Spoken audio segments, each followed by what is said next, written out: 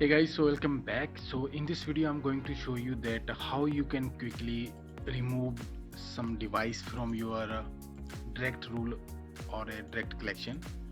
So log on to your SCCM server, open a server console, click on device collection.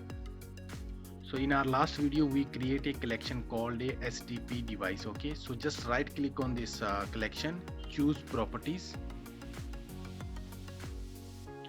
membership rule, and select the device which you want to remove. Okay, just select the device and click delete, apply, and okay.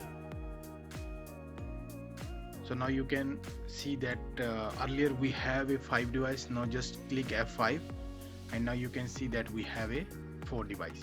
So guys, in this way you can delete a device from your direct rule connection. So thanks for watching this video. Have a nice day.